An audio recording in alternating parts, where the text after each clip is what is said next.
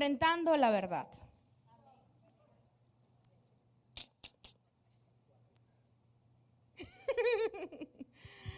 Enfrentando la verdad. Mire, para que haya un cambio interno, un cambio de idea, de pensamiento, que exista una nueva dirección en nuestras vidas, lo primero que nosotros debemos hacer es conocer la verdad. Conocer lo que hemos estado haciendo incorrecto. ¿Para qué? Para podernos arrepentir. Recuérdese que la palabra de Dios dice que conocerán la verdad y la verdad nos hará libres. Mientras nosotros no conozcamos la verdad y no identifiquemos en qué estamos fallando, qué es lo que estamos haciendo incorrecto. Y ojo, que no estoy hablando de gente que anda deliberadamente pecando, porque yo creo que la gente que está aquí es gente santa, gente que está consagrada, gente que está apartada y reservada para Dios. ¿Por qué? Porque la palabra de Dios nos enseña, ¿verdad? No se engañe, de Dios nadie se burla. Alguien que pudiera estar aquí sentado pecando deliberadamente, imagínese, o sea, ni quiero imaginar lo que le podría pasar. Porque de Dios nadie se burla. ¿Sí? Entonces, obviamente lo primero que debemos desechar de nuestra mente es que no estamos hablando justamente de los pecados tal vez de la carne, sino que estamos hablando de aquellas cosas que no nos dejan crecer, avanzar o cumplir con el propósito de Dios en nuestras vidas. Yo necesito conocer la verdad. ¿Qué ha pasado? Por ejemplo, yo soy una persona que no ora. Necesito arrepentirme de eso. Pero primero debo caer en cuenta. Es como las personas que tienen problemas de adicción. Cuando logran avanzar en la adicción, cuando reconocen que tienen un problema. Porque usted le pregunta a alguien, por ejemplo, un alcohólico, y le dice, no, que tienes un problema con la bebida. No, si son solo traguitos sociales. A veces los lunes, los martes, los miércoles, los jueves, los viernes, o sea, y no ve tener el problema. Entonces, ¿cómo alguien no se va a espichar espiritualmente si nunca ora? ¿Cómo una persona que vive constantemente en las obras de la carne, cómo no va a tener puertas abiertas? ¿Hay alguien aquí? ¿Cómo es que si yo vengo, verdad, y estoy aburrido porque solamente quiero cumplir, entonces, ¿cómo creo que voy a crecer? O sea, yo estoy para que no me llamen, para que no me pregunten. Obvio que yo necesito conocer esa verdad para poderme arrepentir de ella y comenzar a generar cambios en mi vida. ¿Sí están aquí? Oiga, yo no le voy a pagar por usted estar aquí. ¿Estamos claros en eso, verdad? Mi esposo tampoco. ¿Estamos claros? Todo lo que hacemos, dice que lo hagamos con amor, del mejor corazón. ¿Para quién? ¿Para quién? Porque Él es el que recompensa todo lo que nosotros hagamos. Por eso le voy a decir algo que escuchaba estos días, que mi esposo me compartía algo. Dice que hay varias cosas que Dios no va a perdonar. La blasfemia contra el Espíritu Santo, ¿verdad? Obviamente el suicidio, decía la persona. Una persona que se suicida no tiene tiempo tal vez de arrepentirse, de pedir perdón. Pero a mí me impactó demasiado, y lo compartíamos con mi esposo, es que dice, a los tibios los vomitará. Los vomita. O sea, y vuelvo otra vez. Estamos hablando con gente madura. O sea, dice, yo prefiero o eres frío, es decir, o estás en el mundo, ¿verdad? O eres caliente. Pero en la mitad, no. Y yo debo entender que si yo estoy en un discipulado, yo debo ser una persona que está ¿cómo? ¿Cómo debo estar? Encendido debo estar. Debe haber fuego en mí. Por eso es que Pablo le dice a Timoteo, te recomiendo que avives el fuego del don de Dios que está en ti por imposición de mis manos. Y voy otra vez, ¿la responsabilidad es de quién? ¿De quién es la responsabilidad? Es mi responsabilidad. Es mi responsabilidad. No hay tal cosa como, ay, no sé, esa palabra. De verdad que siempre lo mismo. ¿Por qué? Porque aquella persona que no está en lo espiritual, nunca Dios le va a hablar. Siempre va a sentir que, no, eso no es conmigo. ¿Cómo que no? Mire, cada vez, cuando nosotros sentimos que estamos en el top, usted le está diciendo a Dios, ya no tienes nada que hacer conmigo. Y le cuento algo, lo leo en mi Biblia y seguro está en la suya. El sello de la perfección se llama Satanás. Y ya sabemos qué pasó con él. ¿Hay alguien aquí?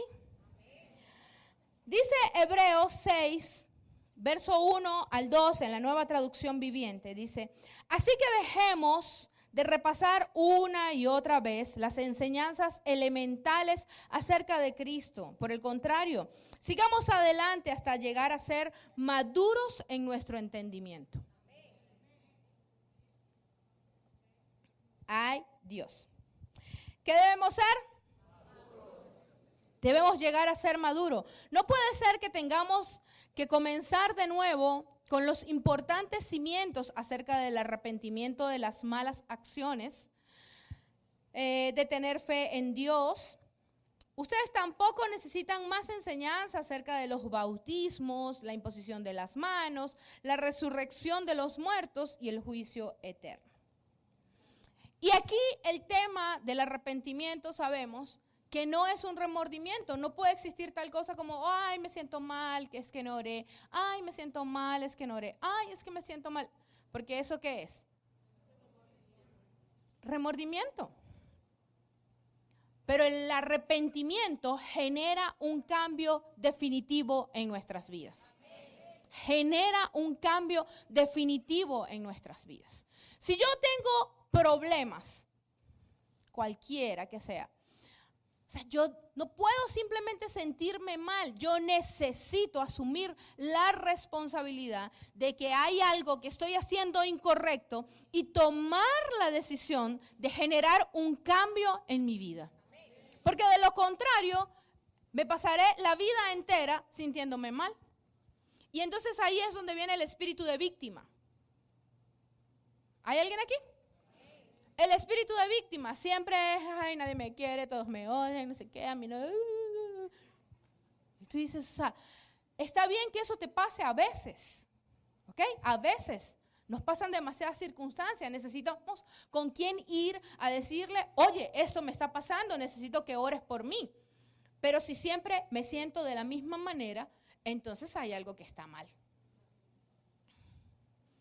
¿Por qué? Porque debemos ser maduros en el entendimiento. No podemos seguir todo el tiempo en la misma fe, en el mismo asunto. Mira, el infierno es real. Si sigues así, te vas a ir para el infierno. O sea, eso no, ya no lo hablamos. ¿Están aquí? O sea, ya sabemos lo que es malo, porque una de las cosas que denota que somos personas maduras en la palabra de Dios, maduras espiritualmente, dice que es porque tenemos el discernimiento de lo bueno.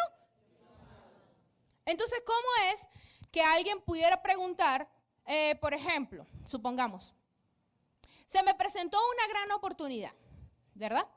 Me están sobornando para cambiar un informe. Eso es de Dios porque esa plata justo la necesitaba. ¿Sí están aquí? Estoy orando por un novio, una novia, es casado o casada. No, pero se están divorciando.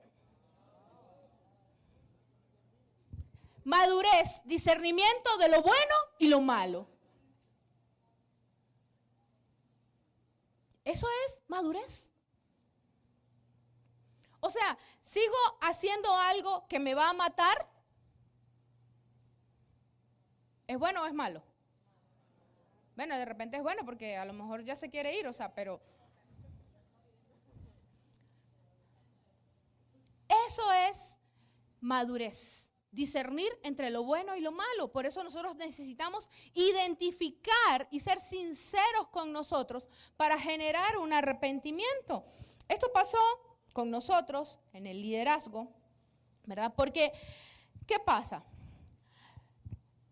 Haciendo los grupos, yo tengo que arrepentirme de no consolidar. Arrepiéntase, y se lo digo en serio. Debemos arrepentirnos de no consolidar. Y nadie dice amén, pero es en serio. Y por eso le decía, enfrentando la verdad.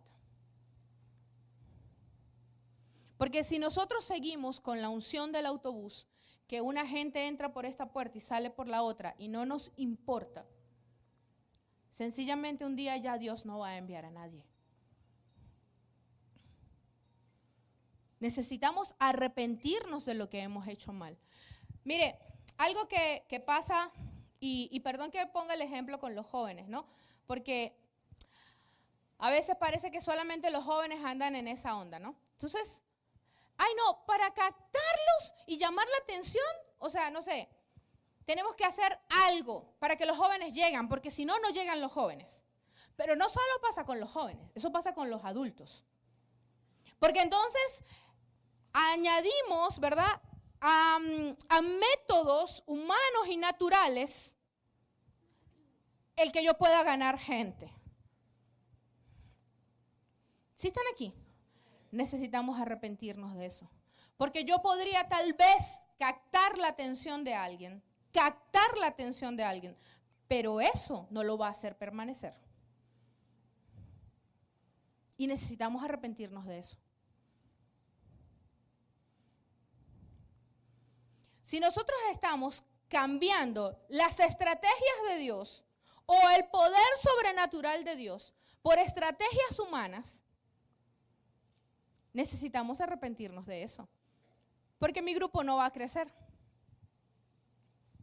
Si yo era de la persona que jamás planifiqué en mi grupo, jamás me senté con mi pareja ministerial a orar, a ayunar, yo necesito arrepentirme de eso. Motivos por los cuales el grupo no crece: porque no hay acuerdo, porque no hay oración, porque no existe la planificación. ¿Están aquí? Entonces, ahora que les estamos dando una nueva manera de hacer las cosas, si no nos arrepentimos de las cosas que estábamos haciendo incorrectas, vamos a seguir haciendo las mismas. Por eso necesitamos enfrentar la verdad y conocer qué estábamos haciendo incorrecto. Si no existe santidad en un grupo, no va a crecer. Y la santidad es estar apartado y reservado para Dios. Porque voy otra vez, de Dios nadie se burla.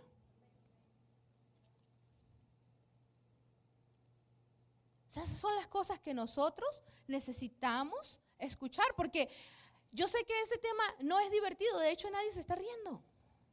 ¿Se da cuenta? Hay un silencio, pero esa es la verdad. Esa es la realidad. Y si queremos crecer maduros, fuertes, entonces debemos enfrentar la verdad.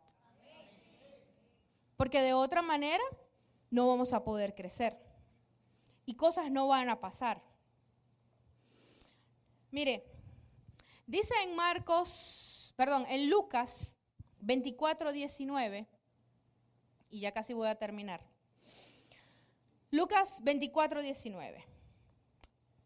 Jesús resucitó, no sé si recuerdan ese pasaje para ponerlos en contexto, ¿verdad? Jesús resucitó, ve que los discípulos van ahí, Pedro, Juan y todo lo demás. Él se les pega, ¿qué pasó? ¿Qué onda? ¿Qué cosas son esas que ustedes están hablando? Y le dice, ¿en serio? Eso dice la Biblia. Y les dice, ¿qué cosas? Preguntó Jesús. Las cosas que le sucedieron a Jesús, el hombre de Nazaret, le dijeron los discípulos. Era un profeta que hizo milagros poderosos. Y también era un gran maestro a los ojos de Dios y de todo el pueblo. Entonces es aquí donde yo quiero que observemos el equilibrio. Porque yo necesito arrepentirme de ser una persona que leyó la prédica 3 minutos antes de ir a predicar.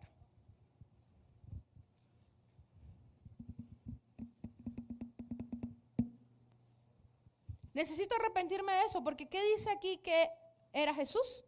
Un gran maestro a los ojos de Dios y de todo el pueblo. Pero no solo eso, dice que también, ¿verdad? Era un profeta que hizo milagros poderosos.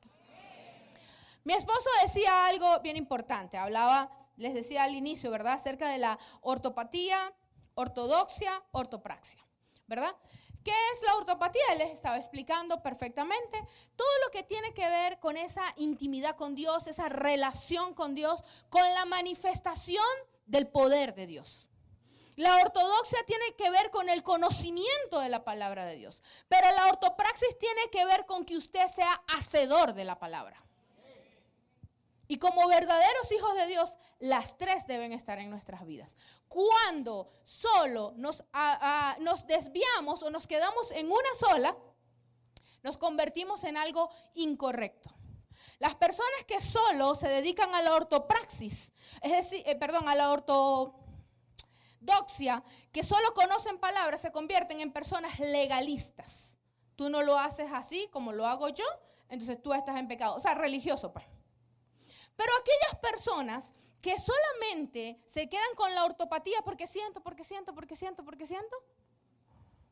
se vuelven místicas. Ven demonios en todos lados, todos sienten, todo les parece. O sea, no tienen base. Pero si tú solamente dices, eres hacedor, porque la palabra dice, entonces tú ni siquiera estás confiando en Dios. Porque eres de las personas que jamás creerías en la gracia. En que hay una parte que tú haces y otra que Dios la hace. Y entonces se nota el equilibrio que debemos tener de las tres. De la misma manera, en el grupo, lo que yo veo aquí, que dice la palabra, es que debemos ser buenos maestros y debemos ser un buen profeta que manifiesta el poder de Dios en ese grupo. Ay, si usted lo puede creer. Yo espero que usted lo crea. Estamos enfrentando la verdad y yo quiero que usted se vaya con una inquietud. Yo le pregunto, ¿cuántos demonios se manifestaron en su grupo anterior? ¿Cuántos demonios se manifestaron? Le cuento algo. Cuando hay un impacto, ¿verdad?, del reino de los cielos que bien impacta, las tinieblas se comienzan a estremecer. Y algo tiene que pasar. A menos que usted se haya ganado puro evangélico.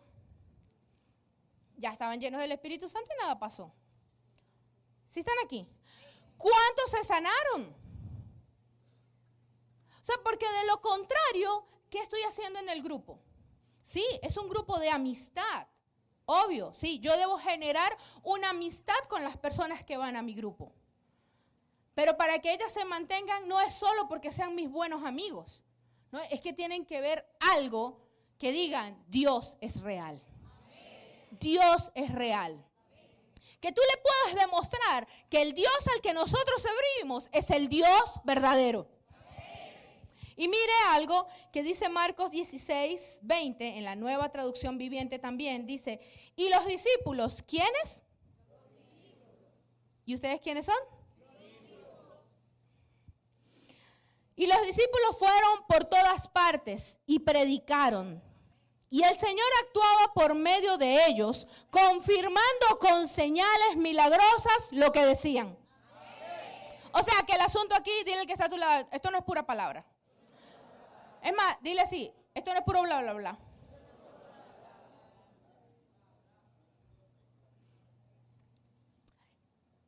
¿Cuántos se sienten bien de enfrentar la verdad? Y el que no se sienta bien, o sea, pídele al Señor, ¿verdad?, digerir el asunto, porque de otra manera no puede ser. Eso es lo que dice aquí la palabra de Dios. Dios confirmaba el mensaje con muchas señales milagrosas. Eso es lo que dice la palabra de Dios. Dice Hechos 14:3. Pero los apóstoles se quedaron allí por mucho tiempo, predicando con valentía acerca de la gracia del Señor. ¿Qué predicaban? El infierno. Porque ¿qué debemos predicar? Lo bien que nos va con Dios y no lo mal que nos va sin Él. Si usted es de los que predica, o sea, arrepiéntete o te vas para el infierno, arrepiéntase. Porque dice que predicaban la gracia de Dios. Y predicaban acerca de la gracia del Señor. Y el Señor, ¿quién lo hacía? O sea, relájese que no es usted. Dile que está a tu lado, relájate que no eres tú.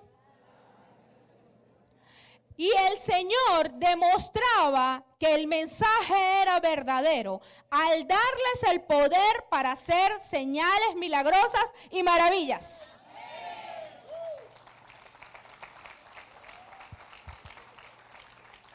Hay dos cosas, y con esto termino, que seguramente hemos estado haciendo.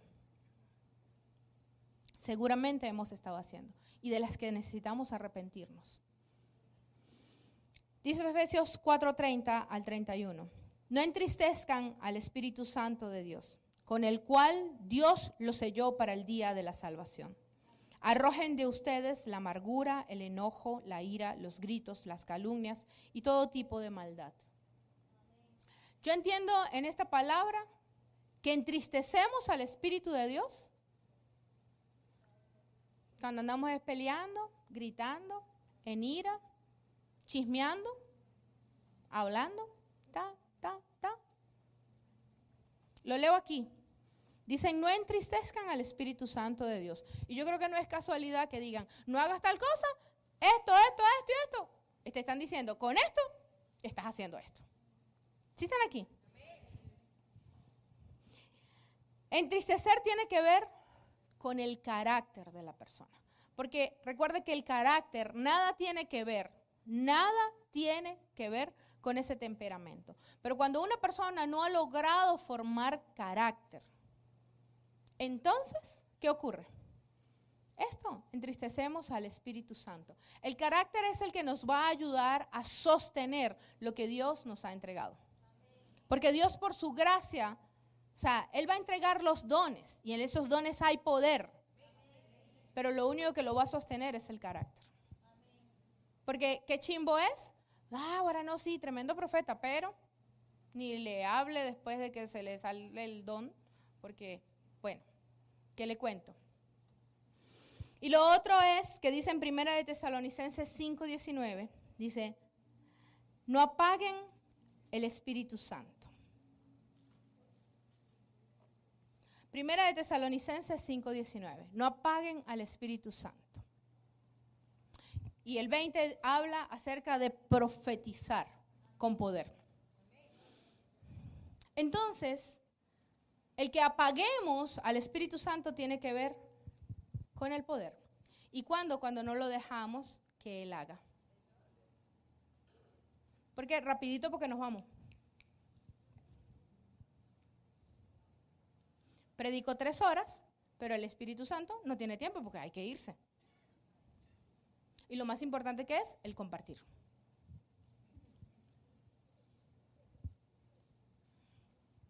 Necesitamos arrepentirnos de ese tipo de cosas. Porque obviamente, ¿qué hacemos estando llenos, ungidísimos? O sea, el aceite, la lámpara a rebosar. ¿Y no hay fuego? Yo le decía, ¿usted alguna vez ha tomado aceite de comer, del más chimbo que usted tenga en su casa, y lo ha consagrado para la unción? No, tú sí. ¿Y lo has dejado 1 año? Nunca. Ajá. Bueno, no importa. Aproveche y haga esta prueba. Agarre aceite de comer, cualquiera, del más barato y más chimbo que tenga en su casa, mejor. Guárdelo 1 año. ¿Verdad? Y así somos nosotros, un recipiente. Y Dios llena, llena, llena, llena, llena, llena. Ábralo en un año para que usted vea cómo huele.